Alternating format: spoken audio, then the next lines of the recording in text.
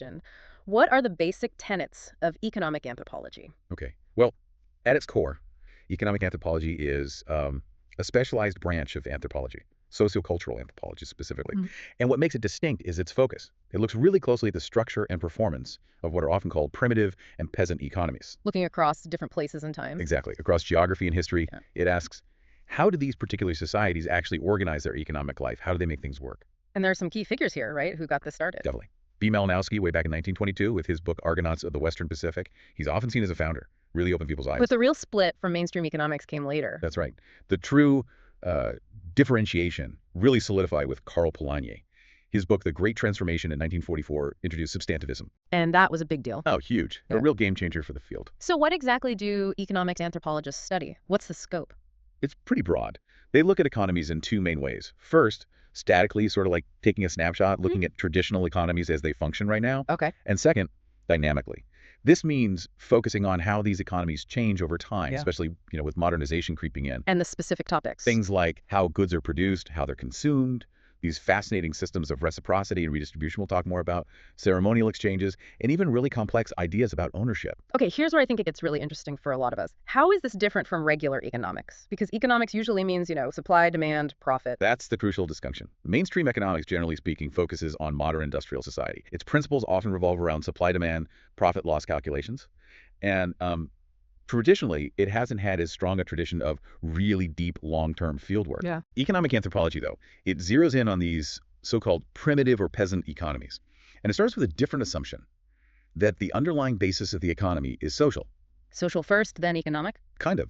It studies economic life through social principles, kinship, community bonds, cultural rules, social interactions. Think about the Kula gift exchange among the Trobriand Islanders, or the Potlatch ceremonies in British Columbia we'll discuss later.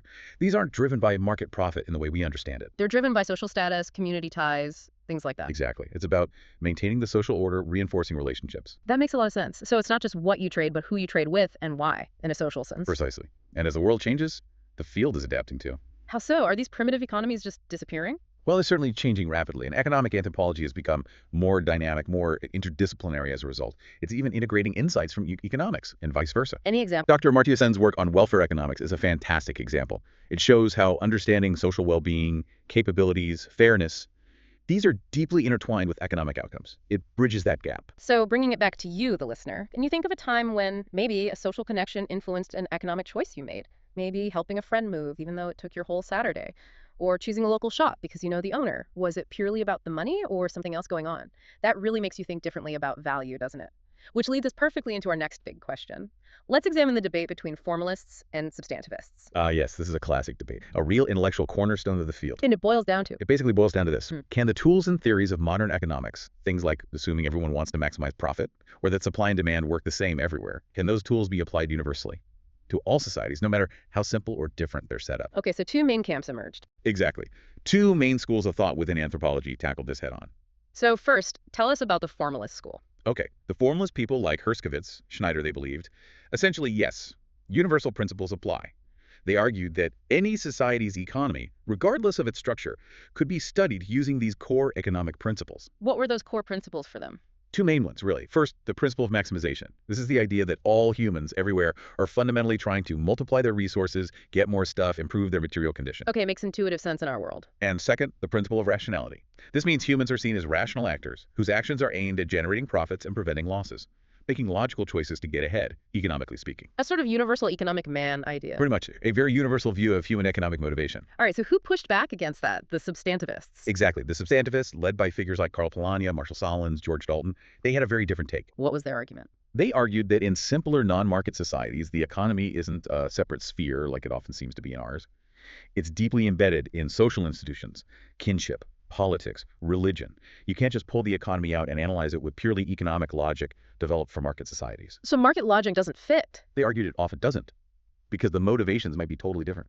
They believed anthropologists, with their focus on culture and social structure, were actually better equipped to understand these economies. Can you give us that Kula example again here? It seems relevant. Absolutely perfect example. Malinowski's study of the Kula ring. From a purely formalist economic viewpoint, it looks irrational, right? Dangerous canoe voyages across open sea just to exchange shell necklaces and armbands that have no practical use. It makes no profit. Seems completely illogical from a purely economic standpoint. But Malinowski showed its social logic was incredibly powerful. The Kula exchange was all about reinforcing kinship ties, creating alliances, maintaining social status. It was the glue holding Trobriand society together. Without it, Malinowski argued, their whole social structure could fall apart. So for them, rationality meant keeping society running smoothly, even if it cost them in purely material terms. Precisely. It redefines rationality. It's not always about maximizing individual material gain. Sometimes it's about optimizing social well-being, maintaining relationships, ensuring the group survives and thrives. Sullins had some memorable quotes on this, didn't he? He did. He famously said, tribes do not maximize, rather they optimize. And another great one, money is to the West, what kinship is to the rest, really highlighting that different principles might underpin different economic systems.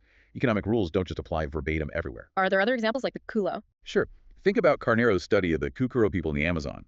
He found they could technically become much more affluent by working just maybe half an hour more each day. But their culture valued leisure, ceremonies, social activities more, and didn't really permit that kind of individualistic competition for wealth. So they chose not to maximize in the economic sense. Fascinating. So where does this whole debate stand today? Is it settled? Well, it's less heated now, partly because of globalization. Some scholars, like Plattner, suggest globalization has kind of made the debate outdated as market principles are spreading everywhere. But others disagree. Others, like Prattis, argue we shouldn't just throw out the substantivist insights. They advocate for a more integrated, interdisciplinary approach, using tools from both sides where appropriate. We need both perspectives. And Amartya Sen's work comes up again here. Exactly. His welfare economics is a prime example of successfully integrating economic analysis with a deep understanding of social values, capabilities, and well-being. It shows a path forward. So, again, for you listening, think about your own life. Do you ever make choices that benefit your family, your friends, your community, even if it's not the absolute most profitable decision for you personally? Is that irrational? Or is it just a different, maybe equally valid form of rationality? Okay, if social factors are so key in many societies, that leads to another important question.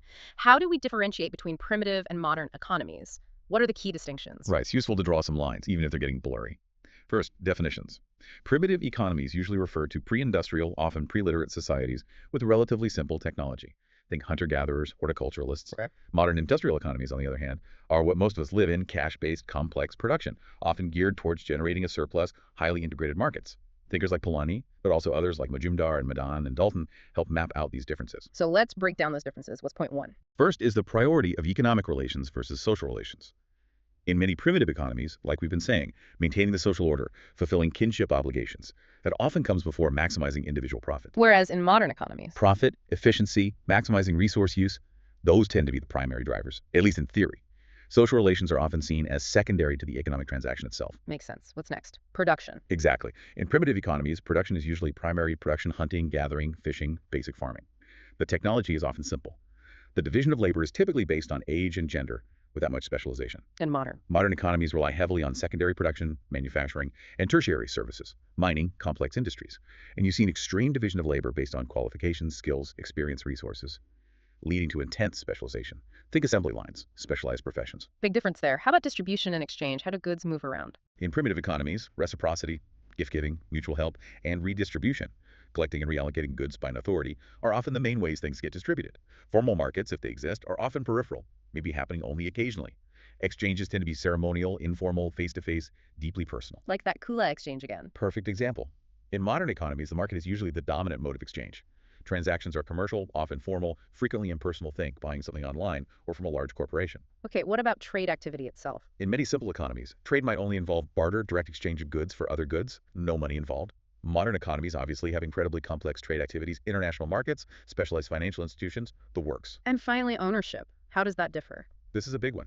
In many primitive societies, the idea of true individual private ownership, especially of land, might be absent or very different. You often find joint ownership by families or clans or traditional rights to use resources based on custom, not legal deeds. And modern economies? Primarily based on true ownership, usually individual private property, often fitting within a capitalist framework where things can be bought and sold freely. It's worth repeating that this distinction, while useful conceptually, is becoming more academic maybe. Right. Globalization is a powerful force. Right, pushing everything towards the modern model. It's pushing many traditional economies towards industrial ones, introducing cash, consumer goods, market dependency. The lines are definitely blurring. So just take a second and imagine living in a world without owning land like we do, or without money as the main way to get things. How profoundly different would your daily life, your priorities, your relationships be? It really shows how much our own system shapes us. All right, let's dive deeper into one of those exchange modes. Our next question. What do you understand by reciprocity as a mode of exchange? And highlight the role of reciprocity in marriage payments. Okay, so Polanyi gave us those three modes: reciprocity, redistribution, market. Let's focus on reciprocity. Simply put, it's the exchange of goods or services between people or groups without using money, at least not directly at face value.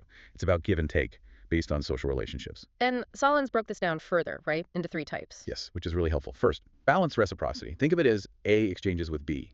There's an expectation of a return, maybe not immediately, maybe not exactly equal, but a return is expected. There's a sense of just equivalence involved, like exchanging birthday gifts with a friend. Okay, balance, what's next? Generalized reciprocity. This is more like a flow, ABS. It involves more than 2 people or groups. The person who gives A doesn't necessarily expect a direct return from the person they gave to B. The return might come later from someone else, or just build up as social credit within the community. There's no strict accounting or expectation of exact equivalence. Think of helping a neighbor, knowing they'd help someone else, or maybe help you down the line. More diffuse, less direct. Got it. And the third? Negative reciprocity, AB, but unequal. Here, one side tries to get the most they can while giving the least, or maybe nothing, in return. It's about maximizing gain at the other's expense. Think haggling hard, trying to get something for nothing, or even theft or exploitation in extreme cases. Okay, so how does this connect to reciprocity in marriage payments? Well, first, what are marriage payments? They're basically all the transactions, goods, services, whatever that happen between the families of the bride and groom before, during, or after the wedding. And there are different kinds. 4 main types, usually identified. Mm-hmm. Bride wealth, groom's family gives to brides. Dowry, bride's family gives to grooms or the couple. Suitor service, groom works for bride's family. And gift exchanges, going both ways. And Levi Strauss saw this as reciprocity. Absolutely. He saw marriage payments as a prime example of reciprocity between 2 social groups, cementing alliances and relationships. It's fundamentally social. So which types of reciprocity apply if we look at just one marriage? Okay. For a single marriage event, bride wealth and suitor service often function like generalized reciprocity. The wealth or work given to the bride's family is seen as compensating them for losing her labor and her future children to the groom's lineage. It balances things out socially. Makes sense. What about dowry? Dowry, in the context of that single exchange, can sometimes look like negative reciprocity from the bride's family's perspective, because the groom's family gets both the bride and wealth without an immediate equivalent flowing back in that specific transaction. And just to visualize, in a patrilocal society where the wife moves to live with the husband's family, bride, wealth and suitor service go from the groom's side to the bride's, dowry goes the other way, from brides to grooms. Gift exchange can be bidirectional. But wait, you said dowry can look like negative reciprocity? Is there another way to see it? Yes. If you zoom out and look at the whole society over time, all these forms, including dowry, often function as generalized reciprocity. How does that work? Because a family that receives a dowry when their son marries will likely have to give a dowry when their daughter marries into another family. So over generations, the wealth circulates between groups, maintaining balance and alliances across the society. It evens out. And Levi Strauss went even further with his alliance theory. He argued that marriage itself is fundamentally a form of payment, a reciprocal exchange of women between groups to create and maintain alliances. This puts reciprocity right at the very core of marriage as a social institution. So thinking about give and take again, how does this concept of reciprocity play out in your own relationships? Not just money, but favors, support, time. It's pretty fundamental to how we connect, isn't it? All right, let's move to the next mode. Our question is, what do you understand by redistribution as a mode of exchange? And can you discuss it using the example of the potlatch of the British Columbians? Okay, so we've done reciprocity. Now redistribution, again, thinking of Polanyi's 3 modes. Redistribution is typically found in societies that are more hierarchical or stratified societies with some form of political organization, chiefs, leaders, or a state. So not just equal exchange between individuals. Right. It usually involves 2 main groups. The politically powerful, or maybe just the wealthy, haves, and the commoners or have-nots. The system works in 2 stages. Okay, what are the stages? First, goods flow inwards or upwards. They're collected from many members of the society and brought to a central place or person like a chief's storehouse or a temple or state coffers. And then? Then stage 2, those goods are organized and reallocated outwards or downwards by the central authority. They distribute the collected wealth back to the people, maybe according to need or status or for specific feasts or projects. So collect, then reallocate. Got it. Now tell us about the potlatch as an example. The potlatch. It's a really famous, very complex, group-based redistributive system found among indigenous peoples of the Pacific Northwest coast of North America, particularly in British Columbia. Franz Boas was one of the first anthropologists to study it in depth. And it involved, well, extreme gifting. Extreme gifting is putting it mildly. It involved feasts, where hosts would give away enormous quantities of goods, blankets, canoes, food, copper shields, and really dramatically, sometimes even publicly, destroy valuable items. Destroying wealth. That sounds totally counterintuitive, even anti-economic from our perspective today. Absolutely. It baffled early observers. Yeah. It seemed completely irrational if you only looked at it through a lens of maximizing material wealth. But Boas saw something deeper. Exactly. Bose realized the potlatch wasn't primarily about economics. It was crucial for maintaining the social structure. It was about status, prestige, and political power. How did giving away or destroying things achieve that? Well, the gift giving was a way to validate or claim social rank. The scale and quality of the gifts you gave demonstrated your status and shamed rivals who couldn't match you. Receiving gifts also affirmed the recipient's status relative to the giver. And the destruction. Destroying valuables was perhaps the ultimate display of wealth and status. It showed you were so powerful, so wealthy, that you could afford to just destroy precious things. Yeah. It demonstrated contempt for material wealth in favor of prestige. Wow. So it was this unique mechanism to redistribute accumulated wealth, yes, but also to publicly affirm social hierarchies, settle disputes over rank, and ensure that material possessions didn't completely disrupt kinship ties and social order. It was a form of social control and political maneuvering. Did anyone else build on Boas's ideas? Brian Hayden, for instance, highlighted how this system also builds the personal reputation and esteem of the individual host who redistributes all this wealth. He also pointed out that, in a sense, redistribution kind of presupposes reciprocity. The host gives generously, expecting returns in the form of prestige, loyalty, and perhaps future reciprocal feasts from guests. So, thinking about modern society, can you think of any systems, maybe government programs or large charities, that collect resources from many people and then reallocate them? What social or political purposes do those systems serve today? It might not be Potlatch, but the core idea of redistribution is still around, isn't it? Okay, we've covered reciprocity and redistribution. Now for the mode we're probably most familiar with. The question is, define market and discuss the nature of markets in tribal communities. Right, so a market, in its basic sense, is just a gathering of people for the purpose of exchanging goods and services. Usually there's an element of competition involved, buyers and sellers interacting, influencing price, maybe quality control. Pretty straightforward. In our modern industrial economies, we tend to think of permanent markets, stores open every day, and permanent marketplaces, the physical locations. Now, in simpler traditional economies, the marketplace itself might be a permanent location, but the actual market, the activity of exchange, is often periodical. Meaning it doesn't happen all the time. Exactly. It might happen only on certain days, like a weekly market day, or even just seasonally. And what about specifically in tribal communities? What kinds of markets do we see there? Anthropologists often identify a few types. First, you have the weekly hots, or similar local markets. These are very common, found across the tribal world. They're mainly for exchanging everyday necessities, local produce, simple crafts, very village-based. Okay, the local weekly market. What else? Then there are peripheral seasonal markets. These are really interesting because their economic function is often secondary. Secondary to what? To their social, cultural, political, even religious functions. For example, in some regions, people from surrounding villages make a point of attending these seasonal markets, maybe just once a year. It's a chance for everyone to see each other, check on relatives' well-being, arrange marriages, share news, participate in rituals, all without having to make lots of individual visits. So it's a major social event that also involves some trade. Precisely. Because the economic aspect isn't the main driver, they're called peripheral markets. The Chomasa markets in the Cis-Himalayan region during the monsoon are a good example. Fascinating. Is there a third type? Yes, in tribal societies that produce a significant surplus, maybe through specialized crafts or agriculture, you might find annual regional markets. These cater to a much larger area and customer base. The Bastar market in Chhattisgarh, India is a well-known example, attracting people from a wide region. But the key thing to remember across all these types is that tribal markets are typically deeply embedded in the social system. Social relationships, kinship obligations, community well-being. These often remain more important than maximizing individual profit or purely commercial interests. The market is a social space as much as an economic one. So next time you're at a farmer's market, or even just your regular supermarket, pause for a second. How much of the interaction you see is just about the transaction, buying and selling? And how much might still be about community, connection, maybe seeing familiar faces? There might be more overlap than we think. All right, we're nearing the end of our questions. This one's about the basics of making a living. Describe the various types of livelihoods followed in simple economies. Okay. In these simpler, often subsistence-based economies, the way people make a living, their livelihood, is usually very directly tied to their environment and their culture. Anthropologists generally classify these into four main types. Let's go through them. What's the first one? Hunting and gathering. This is the oldest way humans have sustained themselves. It involves directly procuring food plants, animals, birds, insects from the surrounding natural environment, the forest, the savanna, the coast. And what are the characteristics? Well, because the yield from a given area is often limited, hunter-gatherer societies typically have low population densities and are often nomadic or semi-nomadic.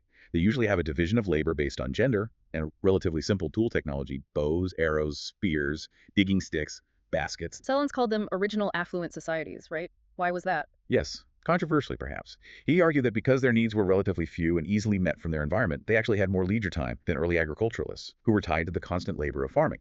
It challenges our idea of affluence. Examples include groups like the Inuit, Australian Aborigines historically, the Bushmen of the Kalahari, and the Sempalese of the Andamans. Okay, hunting and gathering. What's number two? Fishing. This often emerged as a primary livelihood or a major supplement, especially in coastal or riverine areas where land-based food might not be sufficient. It started simply, maybe with hands or simple traps, but evolves to include nets, hooks, lines, boats, specialized weapons. Examples. Again, you see fishing prominent among groups like the traditional Andamanese, some Bushman groups, and historically many coastal and river communities worldwide, like the Orions of Ranchi near rivers. Makes sense. Third type. Pastoralism and herding. This is about keeping domesticated animals, cattle, sheep, goats, camels, yaks, reindeer, depending on the region. Instead of hunting wild animals, people manage herds, protecting them and ensuring their reproduction in return for food like milk and meat and other products like wool, leather, or using them for transport. And they move around a lot. Often, yes. There are two main patterns. Nomadism, which involves fairly constant movement across the landscape to find fresh pasture and water, and transhumance, which is more of a regular seasonal movement between different established pastures, maybe moving up mountains in summer and down to valleys in winter. Who practices pastoralism? Famous examples include the Navajo of Arizona with their sheep, the Sami reindeer herders in Scandinavia, the Changpa with yaks and goats in Ladakh, and the Gujar cattle and buffalo herders in the Himalayas. Okay, hunting, fishing, pastoralism. What's the fourth main type? Cultivation, which actually covers two subtypes. The first is horticulture. This is small-scale farming, often using simple hand tools like hoes and digging sticks. A common technique is slash and burn, or swidden agriculture, where a plot of forest is cleared, burned, farmed for a few years until the soil is tired, and then left fallow for a long time to recover while the group moves to a new plot. Is the yield high? Usually the yield is just enough for subsistence, maybe a small surplus. Fields aren't permanent. Think of the kukuro in the Amazon, or many traditional farming groups in Northeast India or Southeast Asia. And the other type of cultivation? Agriculture. This is more intensive and requires more inputs. It typically involves continuous use of the same land, often using more advanced tools and techniques like plows, maybe animal-drawn, irrigation systems, terracing on hillsides, fertilizers. And the yield here? The overall yield per unit of land is usually much higher than horticulture, supporting larger, more settled populations. Though, interestingly, the yield relative to the amount of labor invested might actually be lower than in some simpler systems. Fields are permanent and generally become more productive over the long term with proper management. This is the basis for most large-scale food production today. And as we touched on earlier, it's crucial to note that these traditional subsistence-based livelihoods are under immense pressure today. Modernization, market forces, environmental changes. They're all pushing these simple economies towards more intensive production, often aimed at generating a surplus for sale, not just subsistence. It's incredible, isn't it? From hunting mammoths to cultivating vast fields with complex machines, the sheer diversity of ways humans have figured out how to make a living. What does that tell us about our ingenuity or adaptability as a species? Okay, we've reached our final question, and it brings us right up to the present day. Globalization has impacted different factors of tribal economy. Substantiate. How has this huge force changed things? Right. Globalization, Anthony Giddens defined it as this intensification of worldwide social relations, linking distant localities. Basically, the growing integration of economies and societies across the globe. And even isolated tribal groups feel this. Absolutely. Perhaps no group is entirely untouched anymore. The arrival of market forces, state interventions, global communications. It's led to really significant, often dramatic, changes in their traditional economic systems. So let's break that down. How has globalization impacted, say, production in tribal economies? Well, fundamentally, many traditional subsistence activities, hunting, gathering, pastoralism, horticulture, are becoming unsustainable. Why is that? Often due to loss of access to their traditional lands and natural resources. Think about deforestation, mining projects, large-scale agriculture, dams, often driven by national governments or multinational corporations, encroaching on tribal territories. Many indigenous groups in the Amazon, like the Guarani, the Nukak, the Yanomami, have faced devastating loss of their ancestral lands and water sources, So their traditional ways are literally disappearing. or becoming impossible to practice. And as that happens, they're often pushed towards commercial agriculture or producing artisanal crafts specifically for the market, sometimes working for those outside companies. Any example? You see things like the Navajo in North America shifting to grow specific crops like potatoes for large food processing companies. Or on the other side, you see tribal artisans in India now selling traditional shawls and saris directly to global customers via e-commerce platforms like Amazon. That's something completely unthinkable just a generation or two ago. A huge shift. What about distribution and exchange? Has globalization changed how goods move around? Definitely. While reciprocity and redistribution might still exist, the market is becoming increasingly prominent, often dominant. A cash-based economy has been introduced where maybe none existed before. People need money now to buy things they might have once produced themselves or received through exchange. Does that have social consequences? Yes, sometimes negative ones. As individual wealth accumulation becomes possible and necessary through the market, it can sometimes strain traditional social relations based on sharing and mutual obligation. You might see growing inequality within formerly egalitarian communities. That's a profound change. And lastly, what about ownership? How has globalization affected that? This is often a major point of conflict. Traditional tribal concepts of joint or communal ownership, or customary rights to use land and resources, are often simply incompatible with the legal frameworks of nation-states and global capitalism, which emphasize individual, registered private property. So traditional rights aren't recognized. Frequently, they're overridden. State governments often claim ownership of resources on tribal lands, forests, minerals, water, and then allocate these resources to multinational or domestic corporations for exploitation, often with little benefit or compensation flowing back to the tribal communities themselves. And, this really brings us full circle back to that formalist substantivist debate we discussed. How so? Because globalization is, in many ways, forcing these substantive, socially embedded economies towards a more formalist, market-dominated model. It makes the old debate less about which theory is right in the abstract, and more about understanding the dynamics of this ongoing, often disruptive transformation. Economic anthropologists today have to adopt a dynamic approach, looking at how these systems are changing in real time. It raises some really big questions, doesn't it? As traditional ways of life engage with the global marketplace, what are we gaining? And maybe more importantly, what unique forms of social organization, knowledge, and values might we be losing in the process? It's complex, no easy answers. Wow. Okay, that was quite a journey through economic anthropology. We covered a lot of ground. It really did feel like a deep coffee discussion, didn't it? Absolutely. We started by seeing how economic anthropology offers this different lens, focusing on the social roots of economic life, especially in non market societies. Really challenges mainstream economic assumptions. Right, showing that social order can sometimes trump profit. Then we dove into that big formalist substantivist debate: can universal economic laws apply everywhere, or is the economy too embedded in society? And we mapped out those key differences between primitive and modern economies, looking at production, distribution, ownership, all those factors. Then we got into the real nitty-gritty of exchange modes: reciprocity, balanced, generalized, negative, and how it plays out, fascinatingly, in marriage payments. And redistribution too, exploring that incredible potlatch system where destroying wealth actually builds status. Yeah, amazing. We also defined what a market is, but saw how tribal markets are often so much more than just places to trade. They're vital social centers. And we looked at the sheer variety of livelihoods: hunting, fishing, herding, cultivating, before seeing how globalization is powerfully reshaping all of these traditional economic factors today. Okay, so for a bit of active recall for you listening, what was maybe the most surprising thing you heard today about how different societies organize their economic lives? Can you quickly recall those three main modes of exchange: reciprocity, redistribution, market, and the key difference? And maybe reflect on how globalization is impacting traditional ways of life in ways you hadn't really considered before. And as we wrap up this deep dive, here's a final thought to chew on. If things like kinship and social status can be just as fundamental as money in shaping economic behavior in some societies, what other, maybe less obvious social or cultural forces might be quietly influencing the economic choices we make every single day, right here in our own modern communities? That's a brilliant question to ponder. Thank you so much for joining us on this exploration of economic anthropology. We really hope you feel more informed, definitely more curious, and maybe just a little bit amazed by the incredible diversity and ingenuity of human economic life across the globe.